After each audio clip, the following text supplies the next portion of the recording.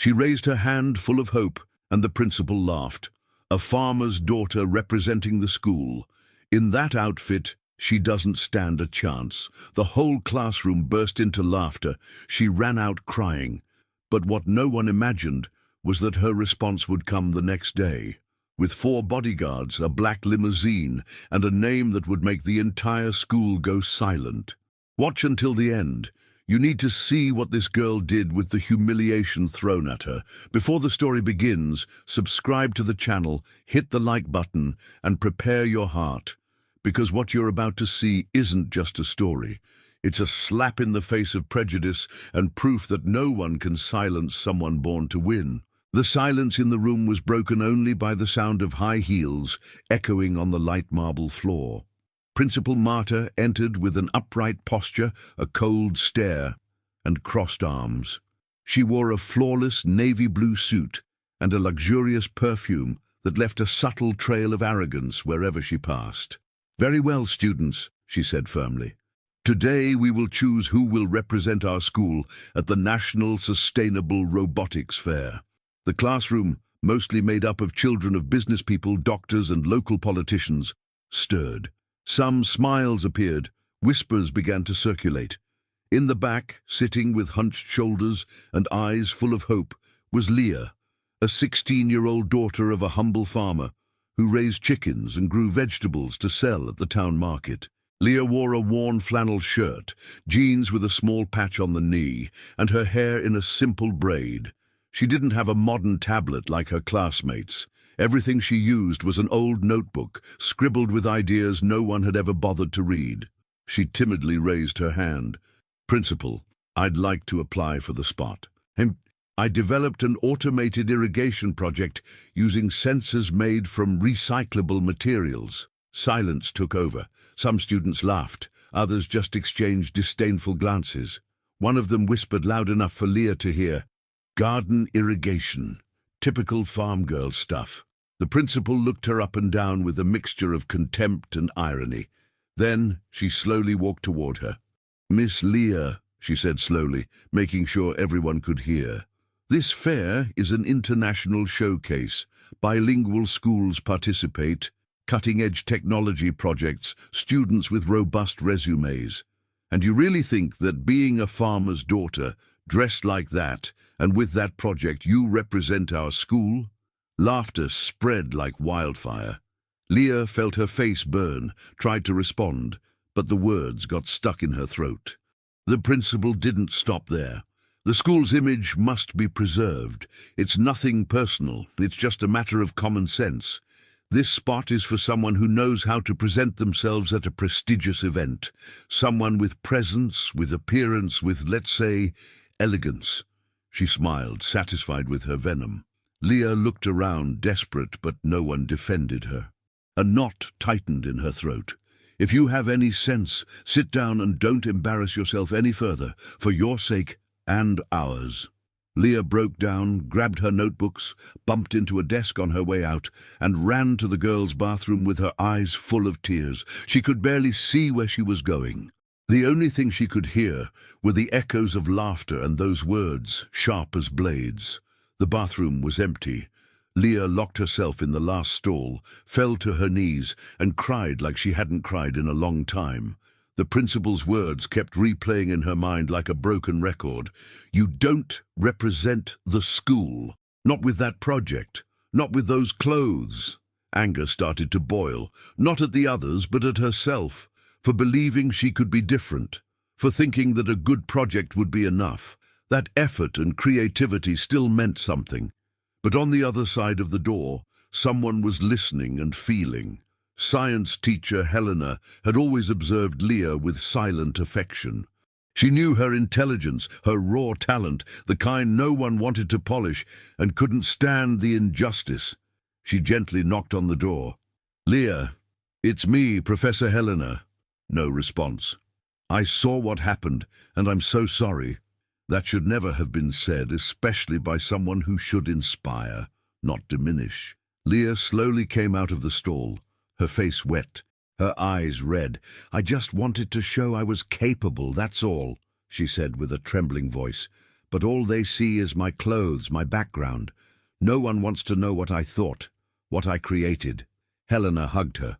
"Listen, the principal banned your entry, but she can't ban your talent." She looked both ways, as if doing something forbidden. Then she took a folded sheet from her bag. "This is the technical test that will select the student for the next phase. I can't officially give it to you, but I also can't stay silent about what happened." Leah's eyes widened. "You're letting me take it?" "No, I want you to take it. Show them that knowledge doesn't wear designer clothes and that great ideas aren't exclusive to wealthy neighborhoods. But be careful, do it at home, and bring it to me quietly tomorrow morning. If it works, I'll make it happen." Leah held the test with trembling hands. A mix of fear, adrenaline, and hope reignited inside her. "Thank you, Professor, truly." Helena smiled, but there was something in her eyes that said, "This won't end here." Night fell on the small house in the countryside, but inside Leah's room, time seemed to stand still. She sat at a simple desk, lit only by the yellow glow of a lamp. On the table, the test paper trembled beneath her fingers. The words danced before her, not from difficulty, but from the tears that still hadn't fully dried since that morning. She took a deep breath, closed her eyes for a few seconds, and then began to write. It was a technical exam. Sustainable automation projects, calculations, circuit diagrams, moisture sensor analysis using electronic scraps. Exactly the kind of thing she mastered naturally.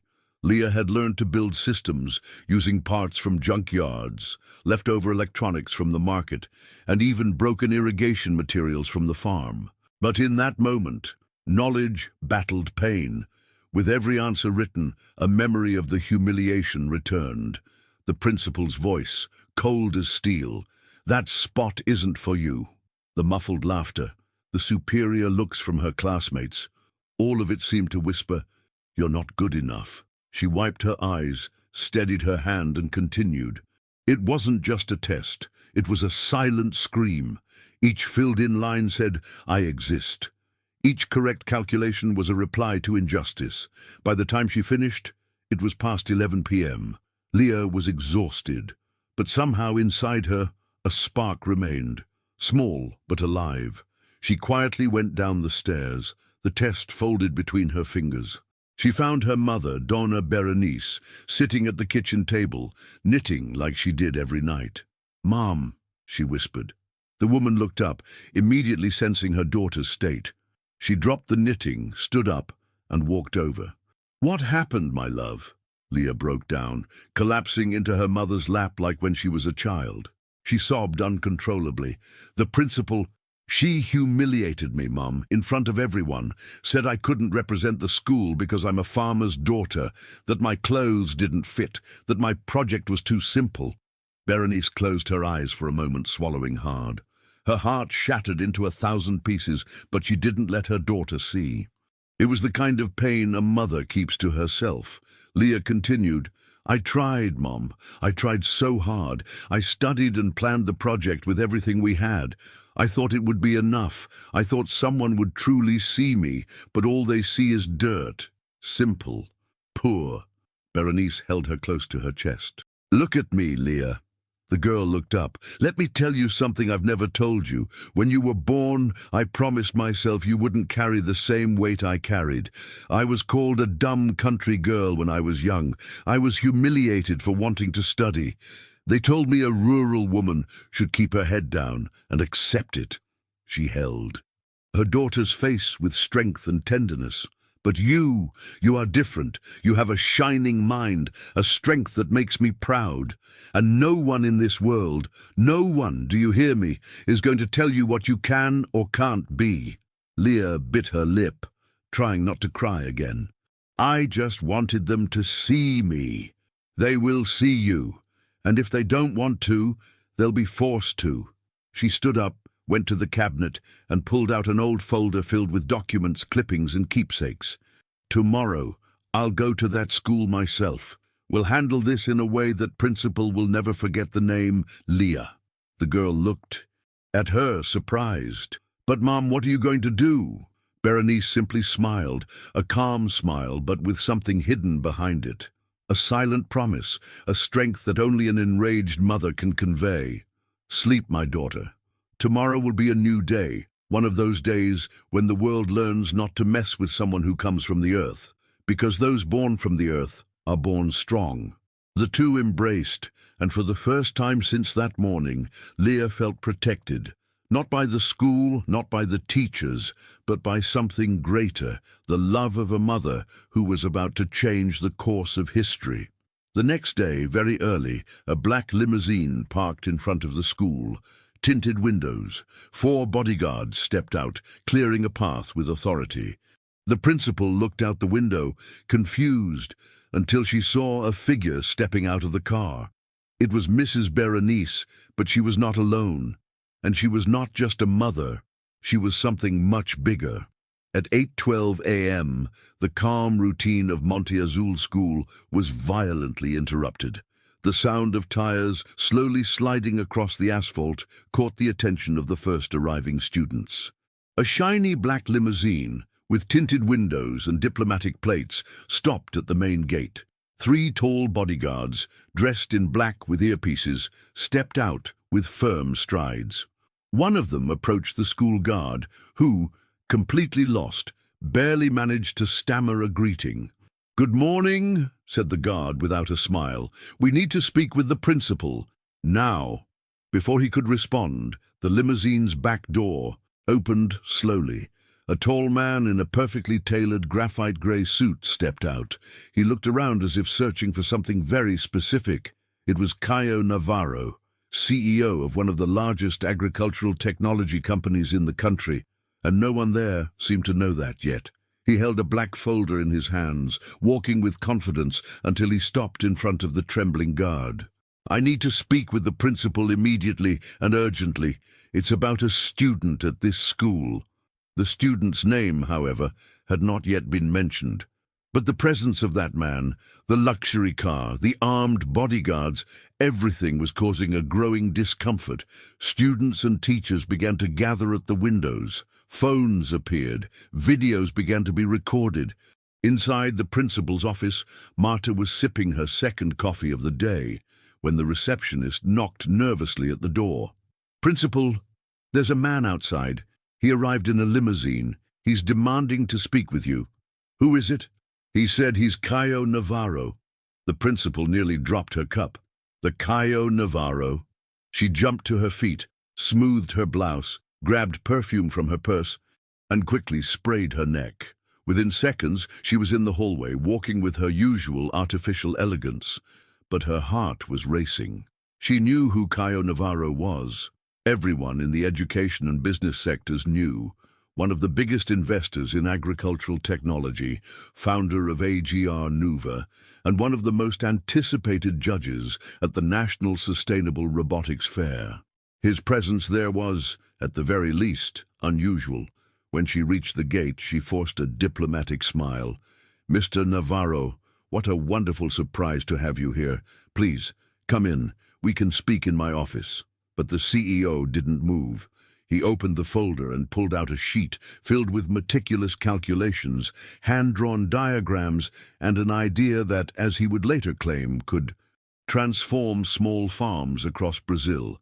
This exam, he said loudly enough for those around to hear, was submitted unofficially, without a name, without a signature, but with such an innovative project that I had to track down its school of origin, and it was done by a student here. Marta maintained her forced smile. "Which student's exam are you referring to?" He stared at her firmly. "Her name is Leah. I need to see her, now."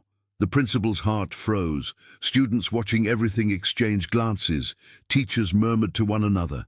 It was her, the girl who had been ridiculed, the farmer's daughter, the same girl who just the day before had been dismissed in front of everyone.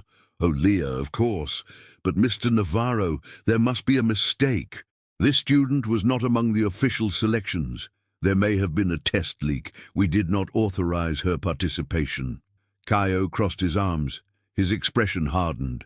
If this girl wasn't among the official candidates, then the mistake lies with the school, not her. What she wrote here is pure genius. She developed a rural automation system using recyclable sensors and climate response algorithms. This could revolutionize small-scale farming. And you rejected her? The principal tried to remain composed. Look, Mr. Navarro, she is a very hard-working student, but unfortunately she does not fit the profile that our school aims to showcase at these events. We need to maintain a certain image. Image? He interrupted. We're talking about science, about innovation, about solutions for the field. You're selling image while ignoring a brilliant mind? Silence fell. Only a distant car horn could be heard. I want to see this girl now, or my company will be forced to question the legitimacy of this school's participation in the fair. The principal turned pale. I'll call her right away. She turned and walked slowly, awkwardly toward the reception desk. Meanwhile, in the back courtyard, Leah was sitting on the ground under the same tree where she always ate alone. She had no idea what was happening on the other side of the gate until a group of students came running toward her, panting, excited. Leah, there's a rich guy out front, a CEO from a huge company. He's looking for you. What? She said, confused. He said your test is brilliant, that you created a revolutionary project. Leah froze. For a moment she thought it was a joke, but the faces around her weren't laughing. They were amazed. He wants to speak with you, said a teacher who approached behind them. Shall we go? Leah stood up slowly, her heart pounding as if it would explode. She walked toward the gate, unaware that she was about to change not only her own destiny, but the entire image of the school. When Leah arrived at the gate, everyone fell silent. The man approached, smiled at her, and then revealed, "You will be the official representative, and if this school won't support you, then my company will take you wherever you want to go." The school's main hall, usually used for lectures and parent meetings, was more crowded than ever. Students filled the seats, teachers lined the walls, and phones were pointed at the center of the room, recording everything. In the middle of it all stood Leah, next to CEO Caio Navarro, the man who had shaken the foundations of Monte Azul School by arriving in a limousine and demanding to see her. The girl, still confused by it all, held the exam in her hands, the same one she had filled with tears, sitting in the cramped bedroom of her house. Principal Marta, visibly uncomfortable, tried to maintain her usual posture, chin raised, controlled smile, hands clasped behind her back. But her eyes betrayed her nervousness. The world had shifted, and she knew it. "Mr. Navarro," she began in a voice too sweet for the moment, "I believe you are being a bit hasty. After all, we're talking about a simple girl from the countryside. The project may have seemed interesting on paper, but surely there are more well-prepared candidates?" She chuckled lightly, as if stating the obvious. Some students laughed with her, but most remained silent, looking at Leah as if finally seeing what they had never noticed before. Caio remained unfazed. He opened his folder and pulled out a sheet of paper, holding it high for all to see. This drawing was done by hand. No computer, no tablet, just a ruler, a pencil, and a brilliant mind. He turned the paper and pointed at the details. Moisture sensors connected to a low-cost circuit, linked to a simple mobile app, with irrigation alerts programmed according to soil level. This is not interesting, this is revolutionary. And it was made by her, using recycled materials from the farm where she lives. The silence was broken only by a faint gasp from the back of the room. The principal forced a nervous laugh. "Well, you see, young Leah is very hard-working, but she doesn't quite fit the aesthetic values of our school. We have an image to uphold." At that moment, the door to the room swung open forcefully. Everyone turned. Mrs. Berenice entered with purpose, eyes burning with fury and dignity. She carried a folder full of documents, but her posture said more than any piece of paper could. "What values are those, Principal?" she said loudly. The room froze. "Because if those values are prejudice, elitism, and public humiliation, then yes, my daughter really doesn't fit in this school." The principal's eyes widened. "Mrs. Berenice, don't lie. I know my daughter. I know how much she studied, how hard she worked, and I know, yes, that she was humiliated yesterday by you." The principal stammered, but Caio raised his hand. Authority returned to him. "Mrs. Berenice, your daughter not only created the best project I've seen in this year's fair, she is by far the most prepared candidate, and I've seen all the others." Then a voice emerged from the crowd. "But this isn't fair," said Clarissa, daughter of a congressman, known at school for always winning selections, even when her projects were clearly inspired by others' ideas. She stood up indignantly. "There are students here who studied in international courses, who had mentors, structure. This girl can't just be chosen out of pity or sensationalism." Caio slowly turned to her. "I don't choose out of pity. I choose based on merit. I saw all the projects, Clarissa, and honestly none of them surpass this one." Clarissa fell silent, swallowing her response. He continued, "This girl created a practical, functional system with real impact for small farmers, and she did it alone. No sponsorship, no lab, no recognition, just pure talent." All eyes turned to Leah. Some students who had attended the day before now lowered their heads. Others looked at her with respect for the first time.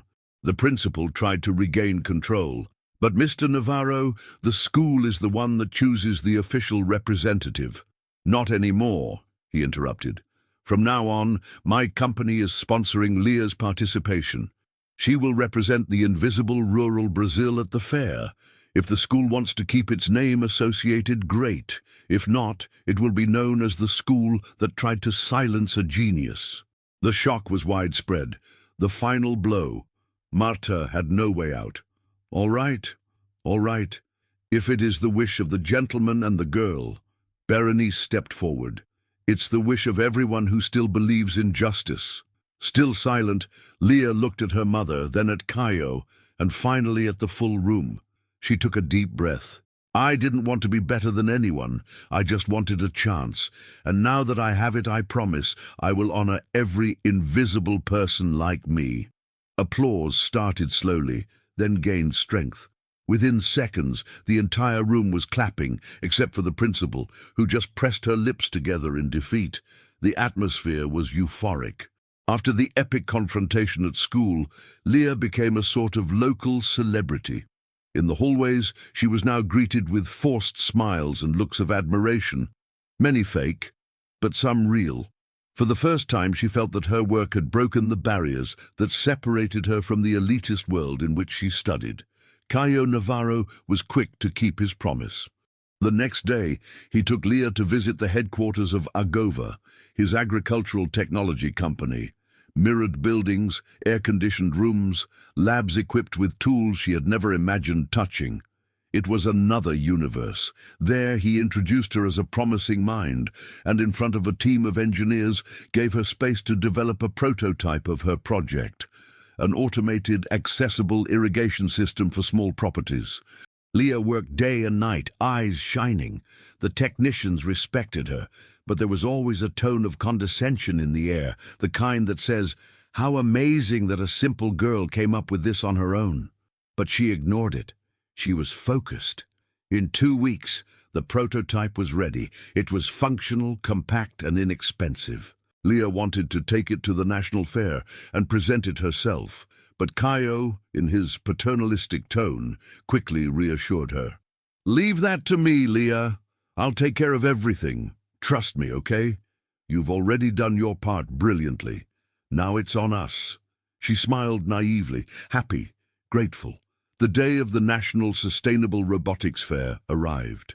The venue was massive, full of students from all over the country, journalists, entrepreneurs, and international judges, big screens, futuristic booths, cutting-edge technology everywhere. The Agre Nuva booth was one of the largest. A 5-meter banner displayed the company's name and the slogan, "Technology born from the earth that changes the world." Leah entered accompanied by Caio and 2 assistants. The prototype was there, her project, the one she had created with sweat and tears, but something was wrong. When she read the technical description printed in the promotional material, Leah felt a chill. The title was different. Her name was nowhere. Instead, it read, Project developed by the Agre Nuva Research and Innovation Team, led by Caio Navarro. Caio, she whispered, throat tightening. Where's my name? He looked away. Ah, Leah, look, we made a few technical adjustments. We standardized the system to the company's model. In the end, it became a collective effort. But of course, your participation was essential. She stepped back. I created this, alone. You promised I would present it. He tried to keep his composure, but his gaze was cold. You'll be rewarded. The company is offering you 100% scholarship at a private technology college. And besides that, we want to give you a check for $10,000 as compensation for the idea. Compensation? The word hit like a punch. You bought my idea, lied to me, used my story, my background, just to look like a hero. She began to tremble, her stomach churning. I thought you wanted to change the world, Caio, but you just want the credit. Before he could respond, some students from her school, also attending the fair, approached. Look who's crying, said Clarissa with a venomous smile. Did you really think they'd give the spotlight to a hillbilly? Be happy you got some money, added another. If you were smart, you'd have signed the contract and shut up. Leah felt her eyes fill with tears, but she didn't cry out of fear. She cried out of betrayal. The world had opened a door, briefly. She walked in with hope. But on the other side, everything was a facade. There was no justice, no merit, only interests. And she didn't belong. Caio held out the envelope with the check. Think carefully, Leah. This could change your life. She stared at the paper, then looked him in the eyes, and with the same silent strength of her mother said, It might change my life, yes, but it won't change who I am, and I'm not for sale. She turned her back, left the envelope on the table, and walked away alone, head held high. Outside the fair, she sat on a bench, away from the spotlight. She looked at the cloudy sky. That project was born from the earth, from necessity, from pain, and now she felt the need to protect it. It was hers, and she wouldn't allow it to be erased so easily. The sun began to rise over the fields, painting golden hues across the corn stalks, swaying in the morning breeze. On the porch of a simple house, Leah sipped her coffee in silence. Her gaze on the horizon was no longer one of sadness, but of rebuilding. Since returning from the fair, she had been working on the project by herself, using tutorials and online forums. She recorded explanatory videos, tested small versions with neighboring farmers, and little by little, she started to see real results. But the scar of betrayal was still there. Even alone, she carried on. Still, something inside her said she was missing the right push, a sincere gaze, someone who could truly see her without wanting to take anything. Then a simple car, a dusty white utility vehicle, completely unpretentious, slowly climbed the dirt road and stopped at the gate. Out stepped an elegant woman in tall boots with a laptop under her arm, her hair tied in a messy bun and her face weathered by sun and time. She walked with confidence. She wasn't another of those shiny figures who showed up at events just to steal ideas. She was different. She was real. "Are you Leah?" she asked with a sincere smile. Leah slowly stood up. "Yes, nice to meet you. My name is Carolina Souza. I'm the founder of REC, a rural tech startup specialized in solutions for family farming." Leah frowned, curious. "What brings you here?" Carolina opened the laptop right there on the porch table. "At the fair, I tested the system presented by AG Nuva. I was impressed, but something bothered me. It worked, yes, but something was missing. It didn't align with the message of social impact. The system was technical, but not human." She turned the screen toward Leah. "We tested it. 3 different crops. The sensor works, but consumes more battery than necessary. The code was incomplete. The climate response intelligence was missing." Leah's heart raced. "I knew he'd do that.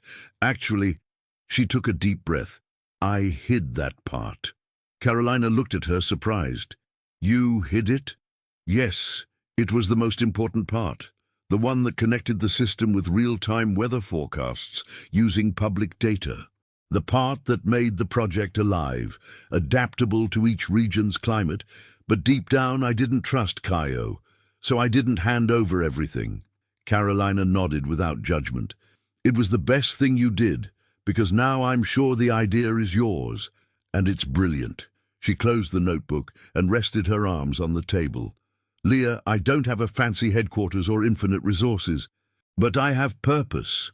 My company was born from the land. We're 5 women engineers, all with stories similar to yours. And when I saw what you created, I knew you were one of us. Leah blinked, moved. And what do you want from me?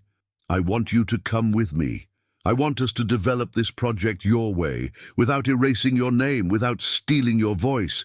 I want the whole of Brazil to know that it was a girl from the land who created the tool that will revolutionize smart irrigation for small farms. The answer stuck in her throat. Leah looked at her mother, who was coming out of the kitchen with a dish towel in hand, listening in silence.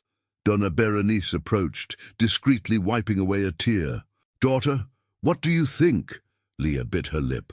Her heart felt like it was beating differently. For the first time, someone was offering construction, not charity, partnership, not exploitation. She extended her hand to Carolina. Let's do it, but my way. Carolina shook her hand firmly. Your way is exactly how it should be. In the following months, Leah became part of the RAI tech team. She recorded videos explaining her technology in simple language for farmers across the country. She visited small properties in the interior of Minas, Ceará, and Mato Grosso. Her face began to appear not on cold corporate banners, but in the hearts of people who saw her as much more than a rural genius. She was hope made practical. And when they finally presented the complete system, with her name stamped on the patent, no one was laughing anymore. Now, everyone listened. 3 months had passed since Leah shook Carolina Souza's hand, CEO of RAI Tech, on that hot morning on the farmhouse porch. Since then, every day had been an intense mix of learning, creation, exhaustion, and hope. Set up in a rustic warehouse adapted in a small town in the interior of Minas Gerais, the RAI Tech team worked with heart. 5 engineers, 1 young prodigy, and a shared dream of changing the lives of Brazilian farmers. And it was there, far from luxurious centers and false corporate glamour, that the real project was born. Named simply and symbolically, the system was called Raiz Inteligente, Smart Route, a network of sustainable sensors that read, interpreted, and responded to climate and soil variations, automatically adjusting irrigation cycles. All of it was accessible through a lightweight app in simple language connected to a low-cost chip. But the most revolutionary detail lay in what Leah had kept to herself, an algorithm that connected real-time data with local weather alerts, something no other company had yet managed to integrate accurately. They tested the prototype on 5 small rural properties, then on 20. Within 2 months, more than 100 farmers were using the system, and the results were impressive. An average water savings of 47%, productivity increases of up to 32%. The interface was accessible even for farmers with limited literacy, thanks to a system of icons and audio. Alerts. Social media began to buzz. Tech blogs, small agricultural influencers, news portals, and then the mainstream media arrived. Technology made in the countryside revolutionizes irrigation on farms. Headline from Terra Plena magazine. Startup led by women outperforms industry giant with social innovation. Agromundo Portal. From humiliated to award-winning, meet Leah, the young woman changing Brazilian agriculture. Jornal Nacional. In a matter of days, Leah's name was everywhere. She was invited to give lectures at universities. She received the Young Inventor of the Year award. She was on magazine covers. But what touched Leah the most weren't the trophies or the flashes. It was the letters. Handwritten letters from small farmers, emotional audio messages from elderly women in the backlands, saying that thanks to that little device, they hadn't lost a single crop of beans again. And amid those echoes of real recognition, the unthinkable happened. The next edition of the National Sustainable Robotics Fair announced the winning projects. The previous year's winner, the project from Agra, presented by Caio Navarro, had been disqualified after a formal complaint of plagiarism and ethical misconduct. The complaint was upheld after tests showed that the original project was incomplete and the technical data for the true version had been patented by Lear and Rai Tech. In the same publication, the highlight of the following year, Rai's Intelligente project wins by national acclamation, created by a girl from the countryside, already used on more than 400 properties. On the day of the official announcement, Leah was at the farm, in the same place where it all began. Carolina arrived holding a tablet with the news open. "It's official," she said, smiling. "You've won, completely." Leah took the tablet, read the headline calmly. Her eyes sparkled, but instead of celebrating with euphoria, she simply took a deep breath. It wasn't just for me. It was for everyone who was ever told, "You don't look the part." For everyone with an idea, but no voice. She stood up, looked out at the field, and added, "We don't need to ask for a stage anymore. We built our own." Months later, at the fair's award ceremony, the big screen showed footage of Leah as a child, harvesting vegetables with her mother. Now on stage, wearing a simple dress, her hair tied back, and a microphone in hand, she spoke to a packed auditorium. "They said I was too rural to represent a school. Then they tried to buy my idea with a check. Today, my name is here not for status, but for results. And let it serve as an example. Talent doesn't only live in gated communities. It lives on the land, in Grandma's little house, in the girl who uses every page of her notebook. And all she needs is someone to say, 'Go, do it your way.'" The entire auditorium stood up. A standing ovation, tears, and a school principal in the last row trying to hide her face behind a program booklet. Leah returned home with the trophy in her hands, but left the award on her mother's shelf. "It's yours too, because you never let me give up on who I may." Donna Berenice smiled, moved. "Daughter, I only planted the seed. You're the one who blossomed." The day began with a clear sky and a light breeze, as if nature itself was in sync with what was about to happen.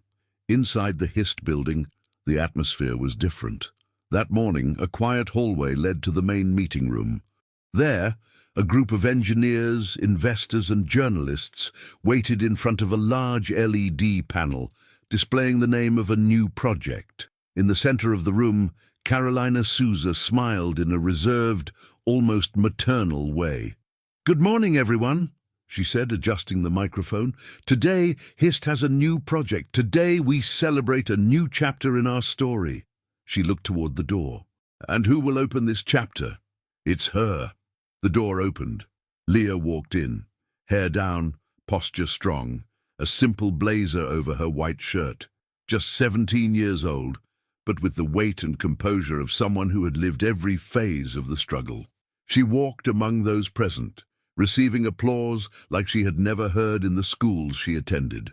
Carolina made a point to say aloud, "As of today, Leah is officially the new head of innovation projects at HISTech, and when she turns 18, as per the formal agreement, she will also become a partner in the company." More applause, more camera flashes, but the brightest light was in her eyes, not because of titles or positions, but because of what it meant. She wasn't just a pretty story. She was authority, legitimacy, voice. Days later, a special invitation reached her, sealed with the crest of her old school, Monte Azul. "We invite Leah Souza to return to the school and give a lecture on innovation and resilience as an example for our students." Leah smiled. For a moment she thought of refusing. But then, looking at her mother, she understood the symbolic value of returning, not for revenge, but for justice. The school auditorium was packed. Students from all grades, former teachers, coordinators, even alumni had returned to watch. On stage, a banner read, "Innovation is giving voice to what the world tries to silence." Leah entered accompanied by two HIST engineers. The same hallway that once echoed with cruel laughter was now filled with silence and admiration. Principal Marta, seated in the front row, wore a serious expression. She tried to smile, but didn't have the courage to step on stage. The lecture was introduced by the new academic coordinator hired months earlier, a young, progressive woman who insisted on giving the occasion the symbolic weight it deserved. Today, we have the honor of welcoming a former student who transformed pain into innovation, a young woman who took the name of our city to the world. Please welcome Leah Souza. The audience gave a standing ovation, but Leah didn't rush. She climbed the steps slowly, looked out at the crowd, and saw familiar faces, those who had laughed, those who had looked away, those who had cried with her. And in the back, her mother, eyes brimming with tears, heart overflowing with pride. Leah took the microphone. 2 years ago, I stood on this very stage, trying to earn a spot to represent this school. Back then, they said I didn't have the image or the presence, that I didn't fit the idea of elite. I was called a hick. They laughed at my clothes. They laughed at my background. They laughed at my idea. She paused and looked at Marta, who lowered her gaze. But today I return, not as an exception, but as an example. And not because I had anything better than anyone else, but because I never let someone small decide the size of my dream. The silence was heavy, each word cutting deep. Today, I'm a project leader. I'm a company partner. I'm the inventor of a technology that's changing the lives of small farmers in more than 10 Brazilian states. She looked directly into the crowd. But none of that would have happened if I had believed my place was to stay quiet, because the world tried to silence me, but my idea spoke louder. Thunderous, prolonged applause. The principal still hadn't moved. A student in the front row, eyes full of tears, stood up and shouted, "Thank you, Leah." Others followed, one by one, until the entire school was standing, applauding the girl who had once been humiliated right there. On her way out, Leah stepped off the stage and went straight into her mother's arms. Donna Berenice held her as if for the first time. "You didn't grow, you bloomed, and now no one will ever try to bury you again." In the days that followed, Leah's name began to appear in documentaries, conferences, and international reports. She was no longer just the girl from the countryside. She was the voice of the countryside. She was a symbol of a future where simple but powerful ideas would no longer be silenced by those who only knew how to appear great. She didn't change to fit anywhere.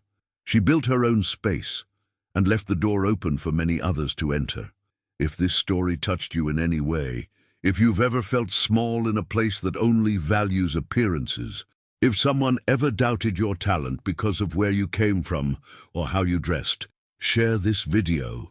Someone you know might need to hear exactly this today. And if you believe that ideas matter more than status, that intelligence has no uniform, subscribe to the channel, because every week here you'll hear stories like Leah's, strong, real, and never again to be silenced. Because the future is yours too.